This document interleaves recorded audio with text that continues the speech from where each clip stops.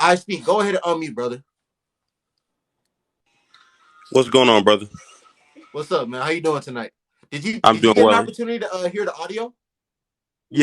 I've been here pretty much since the beginning, brother. Okay. I'm gonna just play the audio one more time for those of you that haven't heard it yet. Okay. Being ran. Yes, I like gangbangs. I like being manhandled by several different men at once. If you want to call it being ran, you call it whatever the fuck you want. I'm sexually liberated.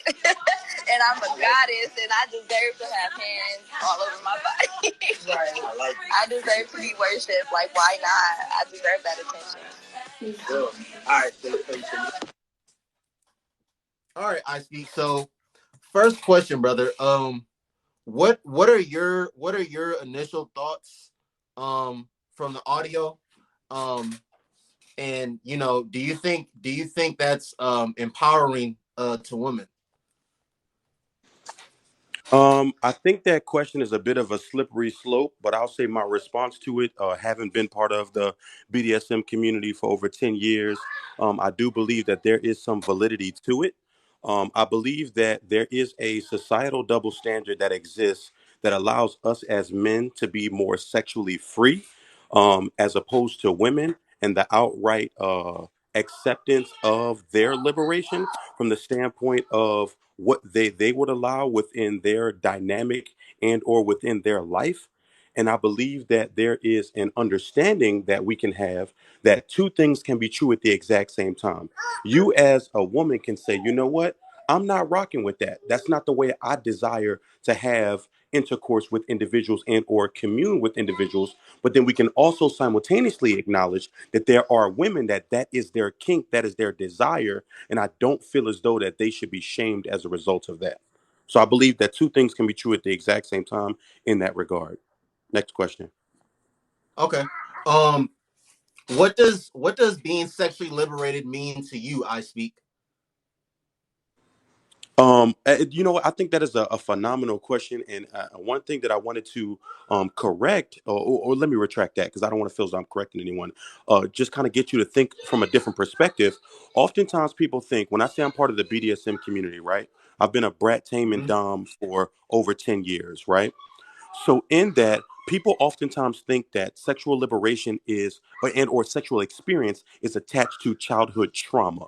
When the reality is Hmm. that that is not always the case, and there are people that genuinely are just freaks. However, life has taught us oftentimes that because of our experiences, they readily identify trauma with multiple partners and or different things because we can go into the gamut of when we talk about the BDSM community as a whole, right? Because she mentioned she's part of the community.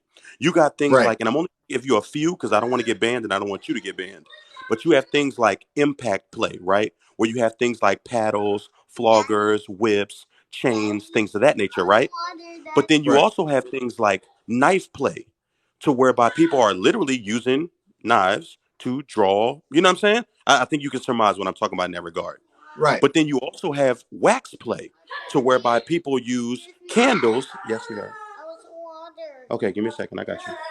So in that regard, you have people whom utilize wax, you know what I'm saying, for for that specific thing. The point that I'm making here is that there are things beyond the idea of what we know to be true. And I believe that we are in an era now to whereby women can be a little bit more open and honest about what it is that they want and desire. And those that want to engage with them will. And those that don't, they won't. And in that regard, I don't believe that we should brand it as something that is weird or crazy or anything like that. It's just that if you don't understand something or you don't want to engage in something, just say that. But there are people that don't mind holding space. And also, too, I want y'all to recognize, as she also said in that clip, that she's in the industry, meaning they have to get tested on a regular basis. Now, granted, there is some complexity to the amount of STDs and STIs that are existent in that industry. And in that, that individual is opening themselves up to the possibility of contracting that. And I don't believe that that individual should be shamed as a result of that because that's a decision that consenting adults are choosing to make. Okay. I speak. Is there a thin line between hypersexuality and being sexually liberated? And if you believe so, do you think women with this behavior are hypersexual or are sexually liberated?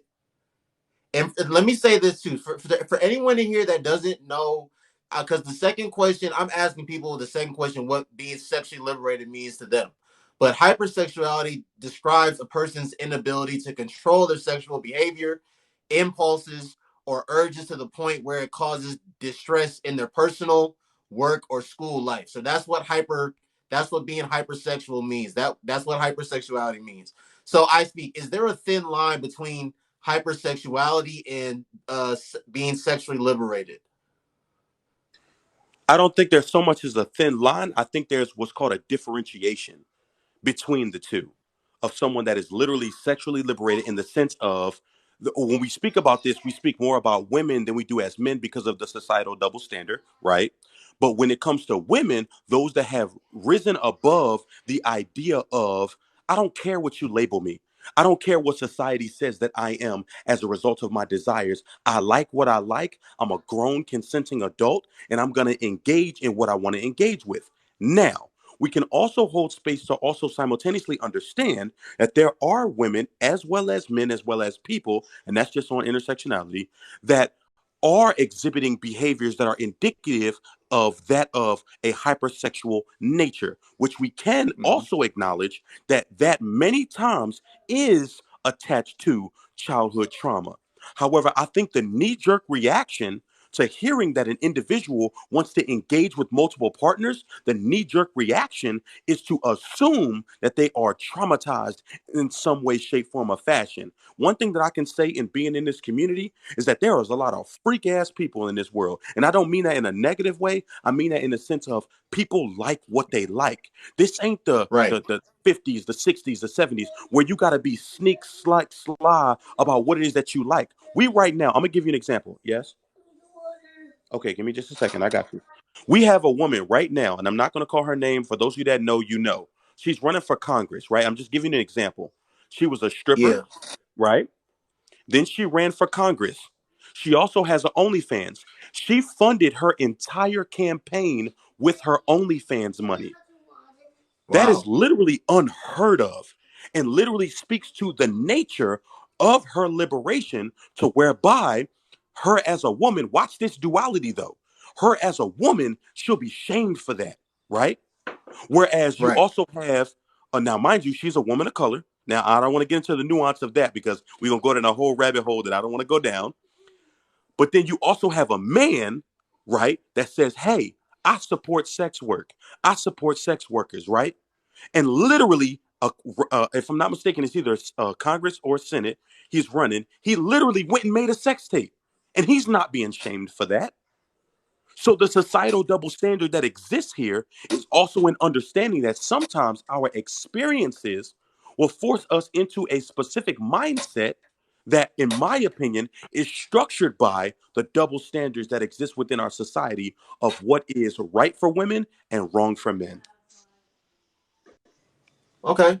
So last question, I speak.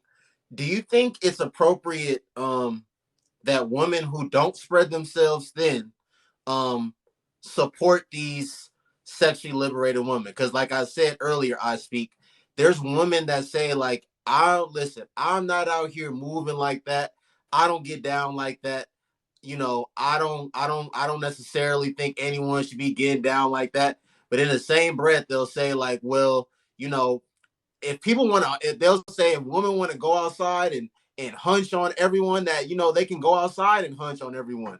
But my whole thing I speak is that if these women that aren't living like that, there's a reason that they're not living like that. Like, and whether they want to admit it or not, they don't think it's right. They don't think it has like positive benefits down the line, if you will. So I just don't think, me personally, I don't think if you don't support something, I don't think, and you think something isn't like good for somebody, I don't think you should be encouraging someone else to live that way either. Like if I don't use drugs, right? I speak. I But hear what you if said. you were like, hey Noble, I'm about to Yeah. like take X drugs, I'm Hmm. not gonna be like, well, okay, bro. Well, if that's what you want to do, go ahead and do it. But no, I'm gonna tell you, like, I'm not. I don't support you Right. doing that. Like, you a grown man. You can do whatever you want to do at the end of the day, but I'm not gonna support you doing that. So, what do you I think got it's you. appropriate or detrimental that these women do that? I'm definitely following the logic. I do want to, and I hate doing this, so please excuse me. I am a former teacher. I'm in the military now. I am a former teacher, so my mindset goes into understanding the nature of logic, right? Let me ask you this, because you seem like a pretty stocky brother. Did you play sports growing up? Yeah, I played basketball and football. Basketball and football, right? What about track? Did you care about track at all? I did track in middle school. Okay, you did track in middle school. Let's say tennis. How about tennis? You play tennis? Nope, nope, Oh, do you have any friends that play tennis? nope. If your friend wanted to play tennis, would you support him? Yeah, if you want to play tennis, I would. But I All right. don't see anything wrong playing tennis. All I right, hold speak. on, hold on, hold on. Watch this. Watch this. Okay, Watch this. all This is right. this is how we apply that logic, right? When we apply a piece of logic only to a negative aspect, we're not fully being contextual. So in that, you've acknowledged tennis, that's not really for me. But if my homeboy wanted to play it, I would support him. To me, it's the same thing in the nature of the conversation that we're talking about. I don't necessarily have to engage in that which that individual likes or their kink, but to support them to say, you know what, I'm not going to judge you as a result of it because that's not what I prefer. Now, I do think that there is stock in understanding because most oftentimes this logic comes from this standpoint. You have a lot of, and this is typically the argument that I hear.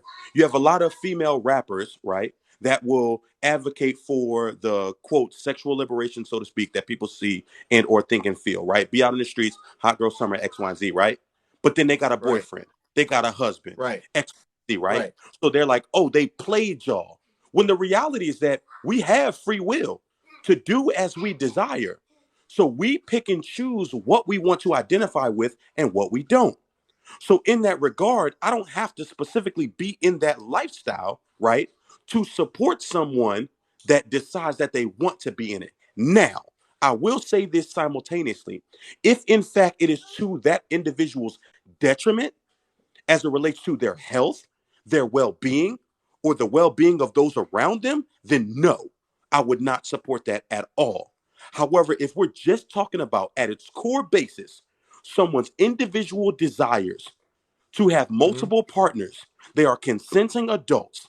They are doing the steps necessary to protect themselves. That's their lifestyle. That's what they decide they want to do. So, in that regard, I don't think it's my place personally to say, oh, you're wrong for doing that, because that's not the lifestyle that I'm living.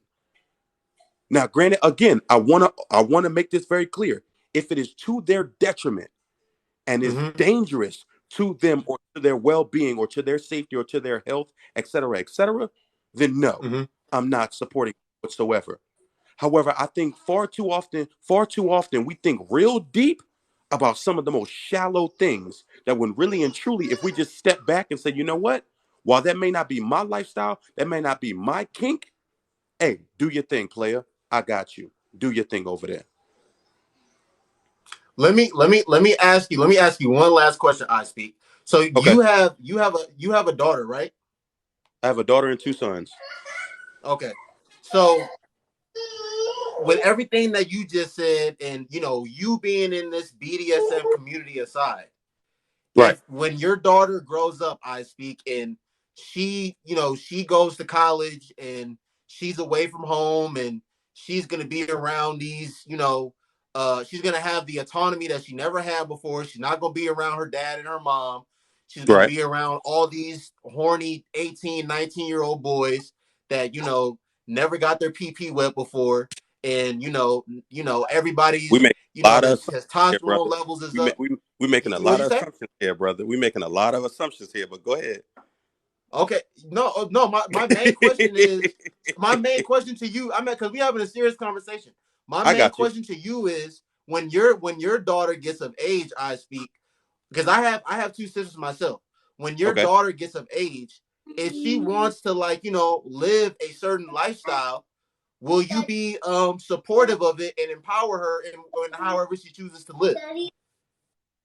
Daddy. Let me answer this question twofold. Yes, we heard. What time is it? It's almost time for dinner. I got you. Give me a second, okay? Can Kylie have French fries? Yes, you sure can. I got you. And burger nuggets. Oh, we'll talk about that when Daddy gets off. Okay. All right. I think I'm gonna answer that question twofold. I think Okay. one, as a man, if you worried about what your daughter is doing sexually, I think that's weird as shit. I'm just gonna keep it a band with you, bro. I think that when it comes to my children specifically, one of the things that wasn't done with me is that we didn't get the opportunity to have an open and honest dialogue with our parents about our life and what we desired out of life, right? So first and foremost, I think that it is mad weird as shit for any man to think about what his daughter is going to be doing sexually, right? That's the first part. The second part is I'm going to do my absolute darndest to ensure three things. Number one, that I model for her what a healthy relationship looks like. Number two, I model as well as show her what sexual health looks like. And number three, that I teach her not to accept the bare minimum from any partner that she decides to be with. Most people are looking for a yay or a nay, when the reality of it is, I don't have to live her life. She has to live her life. And I think that if we begin to turn, especially that dynamic, because then, give me just a second, sweetheart. Yes. Okay, I got you. I think when we turn that inward from the standpoint of the father-daughter dynamic, I think it is a very disingenuous conversation to have because I'm not worried about what my daughter is doing, just as well as I'm not worried about what my sons are doing. I'm modeling for them what sexual health looks like, what healthy relationships and communication look like, and what they decide to do with their life is what they decide to do with their life. Period. So I know people were probably looking for a specific response, but I'm gonna be honest with you. I'm 30 years old. My daughter is 6, my son is 4, and my other son is 2. And I think as a grown man, it's weird as shit to ask another grown man, not you specifically, I know. because this is a common sentiment. Guys will try to turn this on other guys and say, "Oh well, if your daughter X, Y, and Z," that shit weird as fuck, bro. In my opinion, I think that shit weird as fuck. I mean, Sephora, give me 1 minute. 1 minute. I never, man. Let's talk. Let's talk, brother. I'm here. Let's talk. Yeah. No, look. I speak. It's not about. It's not like. It's not about. You know how bad. I don't know how long ago it was. Like Ti had made a comment. I don't know if he was joking. I don't know if he was being serious. But he said something to the accord of like, I go with my daughter to the OBGYN to make sure her Right. hymen is intact. Yeah, You know about this. that shit Right. weird as Okay. fuck, Yeah. bro. Look. I speak. That's weird. Okay. That is Hell, 100% weird.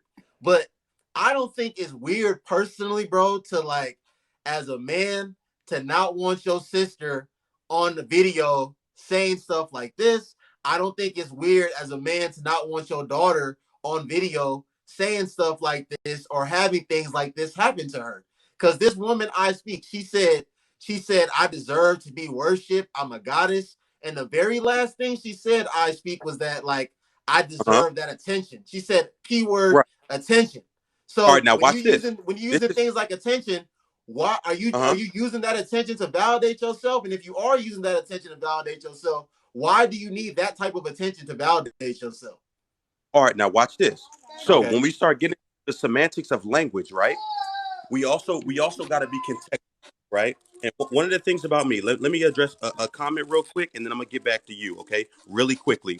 All right. For those of you that are not familiar with me, one of the things that I don't do is half step. So you can pull up and create whatever narrative you want to create. I'm gonna stand on what I stand on 10 toes down, 100%. Now I'm gonna get back to you. When we talk about holding space for this type of conversation, we got to put this in the context, right? We are talking about grown, consenting adults. We're Mm-hmm. not talking about children. We're not talking about young adults. We're talking Mm-hmm. about grown, consenting adults. Mm-hmm. And in that regard, when we get so wrapped up in language and playing the semantics of language, the reality is that First and foremost, don't worry about my parenting, okay? My children eat very good. I'm in the military. All my bills are taken care of, okay? Let's be very clear about that. I have a career. Watch yourself in these comments. Thank you. When we talk about grown consenting adults, we're talking about individuals that know what they want. They're not being forced. They are purposefully choosing this. So in that regard, that's their choice and their desire. My focus is not on what my children are doing in the bedroom. That's not my focus. My focus is on one, modeling a healthy relationship for them. Two, teaching them how to be sexually healthy and responsible. And three, teaching them not to accept the bare minimum. Y'all can laugh all you want. I'm going to stand on what I stand on 10 toes down, period. Hey, I speak. I appreciate you coming on my platform, brother. I've seen I've been seeing you on here like recently, the last couple weeks. I appreciate you coming on here and spending some time with me, brother. You have a great night. Oh, no doubt. You too, brother. All right, bro. All right, man. Y'all have a good one. Yep, you too.